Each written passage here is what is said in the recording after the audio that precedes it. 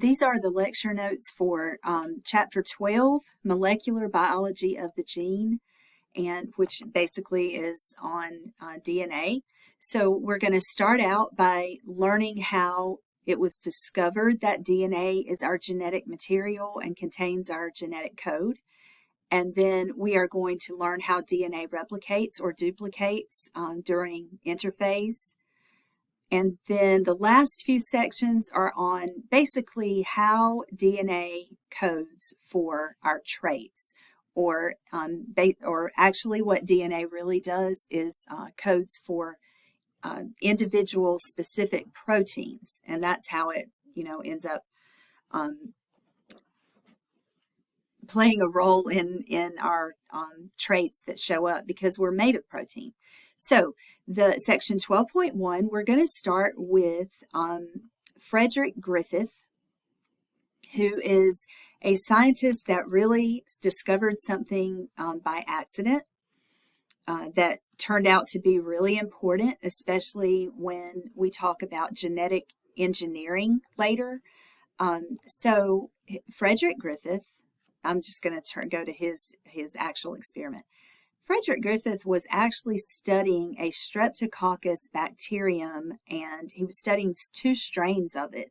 He was studying an S strain, which was deadly to mice, and what if he would inject mice with the S strain of the Streptococcus bacteria, they would die. And then there was another strain called the R strain, and when he would inject mice with that R strain, they wouldn't die. It didn't cause them to die. So he tried some other things. He was really trying to figure out what was different about the two strains. We now know there's a gene that causes, that the S strain has, that the R strain doesn't have. And that gene causes death, whereas the R strain doesn't have that deadly gene. But he didn't know it. He knew there was something different. So he tried a few different things. One thing is he knew, and any scientist that worked with bacteria knew, that you could kill bacteria by heating them. So he heat-killed some S strain bacteria and then injected those heat-killed S strain into the mice, and they lived. So there's two ways two injections he gave mice that caused them to live. That is R strain, live R strain bacteria, and heat-killed S strain. But if the S strain was alive, it caused death. Okay, so the next thing that he did is in a test tube, he mixed up the heat-killed S strain and the live R strain. Now, separately, they had not killed the mice, but he mixed them in a test tube, injected that mixture into the mice, and they died. So what he reasoned was there was something in the dead S strain that was entering the live R strain and changing it to where it was now deadly. And what he discovered was the process of transformation. Transformation is when bacteria from the environment, in this case from the dead S strain, can enter live bacteria and change their genetics. I said that wrong. Transformation is when DNA from the environment, in this case the S strain, the dead S strain, that DNA can enter the live R strain bacteria and change the genetics of that live bacteria. And so that's what he discovered was a process called transformation. And that was Frederick Griffith. Now, going back to the discussions and the knowledge that scientists had at this point in time about the genetic material, scientists believed that it was probably DNA or protein that contained our genetic code. But there was a large argument, discussion, debate, because proteins contain 20 different amino acids, whereas DNA only contains 4 different nucleotides.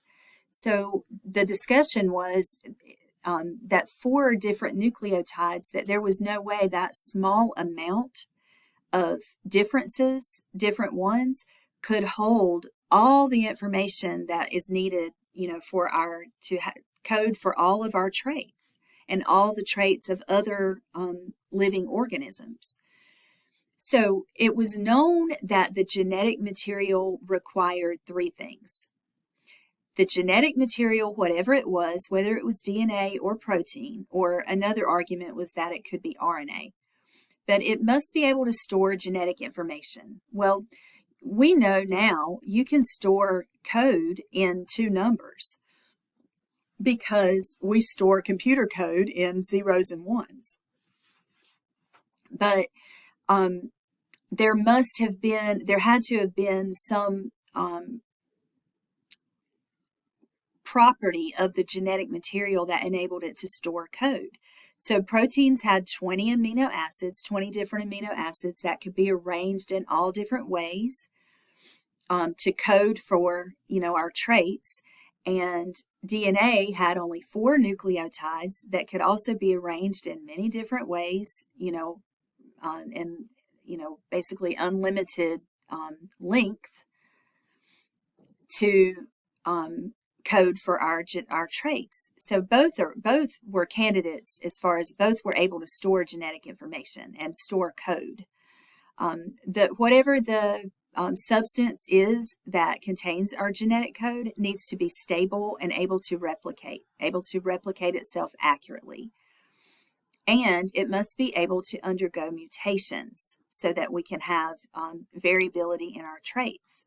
So DNA can fulfill all these functions. Protein could have also. So there was another experiment done by Oswald Avery and his colleagues that kind of it piggybacked on Frederick Griffith's experiments. What they did is they used the same bacterium, the Streptococcus, the S strain. And the difference in the S strain and the R strain is that the S strain, the deadly strain, has a capsule. And the R strain doesn't have a capsule that causes it to be deadly. So there's a particular capsule that is produced by the S strain or the deadly strain that makes it deadly. Okay, so what they did is they did all of the experiments with the bacteria, with the Streptococcus bacteria, but they added these enzymes each time. They added them separately. And so when they added DNA ACE, RNA ACE, or protease, these enzymes are designed to break down the substance they're named for. So DNA ACE would break down the DNA, RNA ACE would break down the RNA, protease would break down the protein that is in the test tube along with the bacteria. Okay, the only enzyme that had any effect on the transformation of the bacteria was DNA ACE, which prevented transformation. So that showed that it must have been DNA that was the transforming substance. And that doesn't mean DNA contains our genetic code, but it means that DNA was the transforming substance in the bacterium, and that killed the mice. So another experiment later, which was a whole separate experiment, which was done with E. coli bacteria and a bacteriophage called T. phage. Bacteriophages are viruses that only infect bacteria. So the E. coli bacteria was basically the host cell for the T. phage virus. And it's what the E. coli bacteria is, the cell that was able to reproduce the virus, because viruses have to have a host cell in order to reproduce. So what we need to know then about viruses is that they are composed basically of two substances, which happen to be the two substances that were being considered as having the genetic code. The outside part of these viruses, these little spaceship-looking viruses, the outside coat is made of protein. So this green outer coat is protein. And the inside of the protein coat is DNA or or RNA, so it's genetic material. So Hershey and Chase, this will be Martha Chase and Alfred Hershey, experimented with these T-phage viruses, and they were able to radioactively label or tag the DNA with phosphorus because protein doesn't contain phosphorus. And then they also, in a separate experiment, could radioactively label the protein part, the outer protein coat of the virus, by radioactively labeling it with sulfur because protein contains sulfur. So they were able to tag the DNA and tag the protein. So what they did is they mixed the viruses with the bacteria and then they put them all in a blender. And then they put them in a centrifuge, which spins everything. So the heavy stuff, this is how they separate blood from the blood plasma. So the heavy stuff, which would be the bacterial cells, falls to the bottom. And they showed that when the DNA was labeled, that the DNA showed up in the part that contained the bacterial cells. So the DNA had entered the bacteria. But when they labeled the protein, it was only found in the fluid part that floated above the DNA, floated above the bacteria. So it never entered the bacteria. So it must have been DNA that contained the code to make new virus. So this is really considered the experiment that proved that DNA contains the genetic code. All right, that's the one by Hershey and Chase. So the DNA structure, now, of course, DNA structure was discovered, we know, by James Watson and Francis Crick were given the Nobel Prize for discovering the structure of DNA. We're also going to talk about the contribution from Rosalind Franklin and her partner, Maurice Wilkins. But just to talk about the structure, we know that DNA is composed of nucleotides. So nucleotides are the building blocks of DNA. So there are two types of nucleotides. Two of them are called, we name them basically from the bases that make up the nucleotides. Because a nucleotide, I should show you this. A nucleotide is composed of a sugar, a phosphate, and a base. Okay? So like this is the nucleotide adenine. It has a phosphate, a sugar, deoxyribose, and then the nitrogen-containing base or nitrogenous base is adenine, and you can see it has two rings. And then guanine has a phosphate, a sugar, and then guanine is the base, and it also has two rings. So the nucleotides that have, or the bases that have two rings are purines, and then there are two bases that only have a single ring. They're called pyrimidines. And they are thymine and cytosine. And there's also one called uracil that you only find in RNA. So the purine bases are adenine and guanine, A and G, and the pyrimidine bases are thymine and cytosine, T and C. The purine bases have two rings. The pyrimidine bases have one ring. Then we have Chargaff. Chargaff discovered, he just did experiments, and here's a chart that showed what he did. But he took different species and chemically analyzed their DNA and found that the amounts of adenine equaled the amounts of thymine, and the amounts of guanine equaled the amounts of cytosine. And that told him that, and it led to Chargaff's rule, which told him that, or told us that adenine always pairs with thymine and guanine always pairs with cytosine. So the discovery of the double helix structure of DNA was made by Watson and Crick. A double helix is a shape that's similar to a twisted ladder. Watson and Crick discovered that the sugars and the phosphates in the nucleotides made up the sides of the DNA, and then the bases that are paired, the adenine pairs with thymine, cytosine pairs with guanine, which we learned from Chargaff.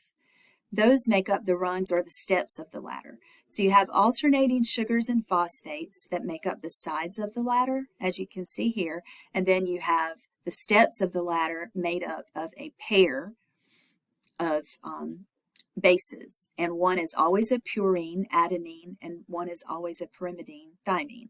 Another pair is guanine, which is a purine, and cytosine, which is a pyrimidine. So you have a purine always pairing with a pyrimidine so that the length of the step is 3 rings wide. So it's always the same length.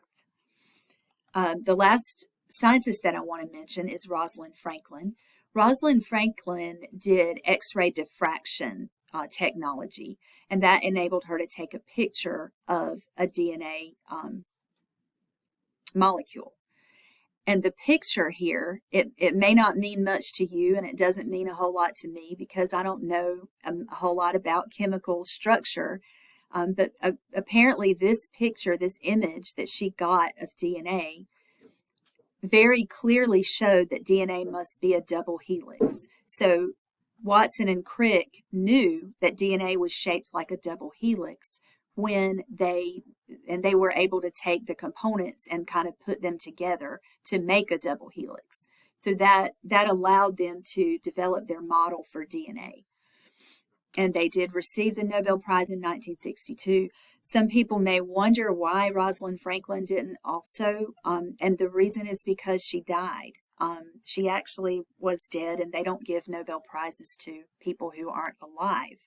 And she died from radiation poisoning from doing all of those experiments. So at the time, they didn't understand how harmful that radiation was, but it did give her cancer, and she did die from it. So I always like to mention her because without her work, that Watson and Crick were kind of flying blind. They didn't know what the shape was supposed to look like. So I'm going to stop here and stop the recording. In the next recording, I'm going to be going over some of the study guide with you.